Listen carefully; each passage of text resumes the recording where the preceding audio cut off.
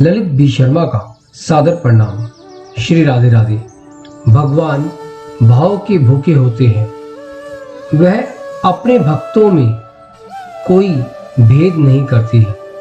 यह बात हर साल उड़ीसा में पुरी में आयोजित होने वाली जगन्नाथ रथ यात्रा के दौरान देखने को मिलती है।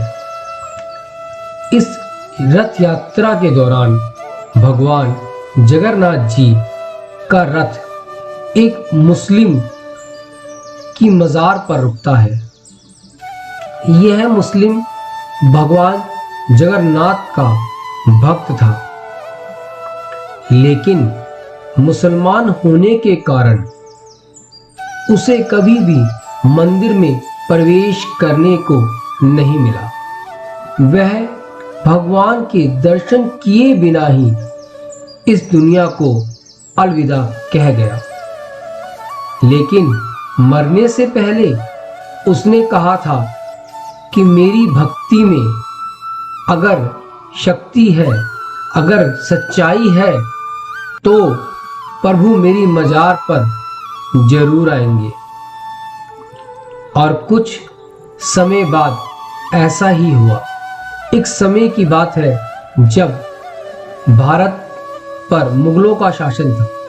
तब एक भक्त थे जिनका नाम साल बेग इस्लाम धर्म को मानते थे। उनकी माता हिंदू थी और पिता मुस्लिम थे। वह मुगल सेना में काम किया करते थे। एक समय मुगल सेना के साथ युद्ध करते करते उनको बहुत चोटें आई। एक चोट उनके सिर पर भी लगी और वो बहुत हताश और दुखी रहने लगे। उन चोटों की वजह से उन्हें सेना से भी निकाल दिया गया था। वह एक दिन बहुत दुखी होकर अपनी माता के पास बैठकर यह सब बता रहे थे जो उनको बहुत दुख हो रहा था। तब उनकी माता जी ने उन्हें श्री जगन्नाथ जी की भक्ति करने के लिए कहा। अब क्या था, भक्त को भगवान की राह मिल गई। तब साल बेग जी भगवान की भक्ति करने लगे। रोज श्री जगन्नाथ जी की पूजा अर्चना करना, भगवान के नाम का सिमरन करना और गोविंद के गीतों को गाना। जब वह भगवान जगन्नाथ जी के मंदिर जाने की सोचा करते तो उन्हें मंदिर के अंदर प्रवेश नहीं मिलता था, क्योंकि वो धर्म से मुस्लिम थे। पर उनकी भक्ति में कोई भी फर्क नहीं पड़ता था कि उन्हें मंदिर में नहीं जाने दिया जा रहा। एक दिन की बात है कि वह घर में अपनी सिर की चोट को, जहाँ पे उन्हें बहुत दर्द रहता था, उसके बारे में सोचकर बहुत दुखी थे। भगवान उनके सपने में आए और उनके माथे पर खुद श्री जगन्नाथ जी ने भभूत लगाई और वो चले गए। जब सुबह साल बेग जी उठे तो उन्हें लगा कि यह एक सपना था, पर जब उन्होंने अपने माथे की वह चोट देखी तो वह बिल्कुल सही हो चुकी थी। अब उनके माथे पे कोई भी घाव का निशान नहीं था।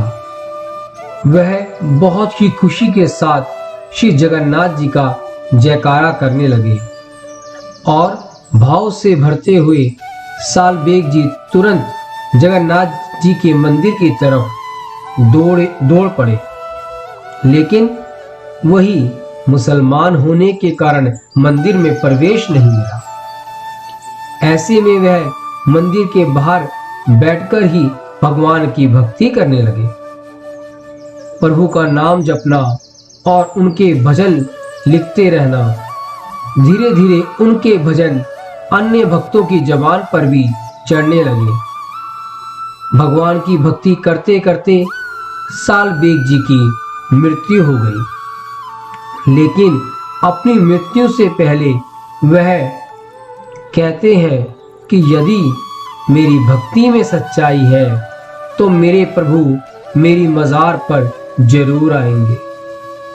मृत्यु के बाद साल बेग जी की मज़ार जगन्नाथ जी से कुछ ही दूर मंदिर के पास बनाई गई।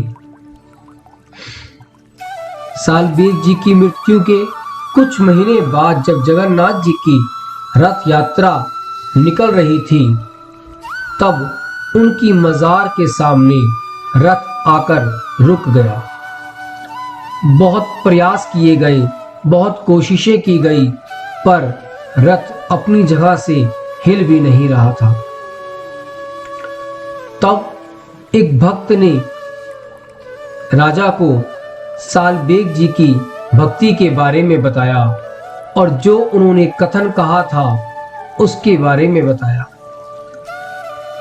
जब राजा को सारी बात पता चली तो उन्होंने रथ से उतरकर सभी को भक्त की जय जयकार करने के लिए कहा और सभी ने साल बेग जी की जय जयकार करी। और इसके बाद जैसे ही रथ को आगे बढ़ाने का प्रयास किया गया तो रथ अपने आप ही आगे बढ़ गया। उसी समय से हर साल जब भी श्री जगन्नाथ जी की रथ यात्रा होती है तो साल बेग जी की मज़ार पर कुछ देर के लिए रथ को रोक दिया जाता है और उनके दर्शन करने के बाद ही आगे रथ को बढ़ाया जाता है। भगवान भाव के भूखे हैं, भक्ति के भूखे हैं।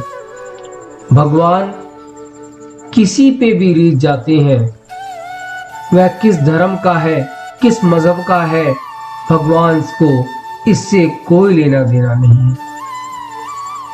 भगवान की भक्ति निष्काम भाव से करने से श्री गोविंद की कृपा अपने भक्तों पे होने लग जाती है। ऐसे करुणामयी दयामयी भगवान की भक्ति करना हम सभी के लिए बहुत ही गर्व की बात है। ये आपका और मेरा सौभाग्य है कि हम भगवान के भक्तों के बारे में सुन पाते हैं, कह पाते हैं। जैसे जैसे हम भक्ति करने के लिए आगे बढ़ते हैं वैसे वैसे प्रभु भी हमें अपनाने के लिए आगे बढ़ जाते हैं। इसीलिए श्री गोविंद का नाम सिमरण करते हुए, श्री राधा रानी का नाम सिमरण करते हुए उन्हीं को अपने आप को समर्पित कर दीजिए। इन्हीं शब्दों के साथ इस कथा को मैं विराम देता हूँ। मिलते हैं एक नई कथा के साथ। श्री राधे राधे।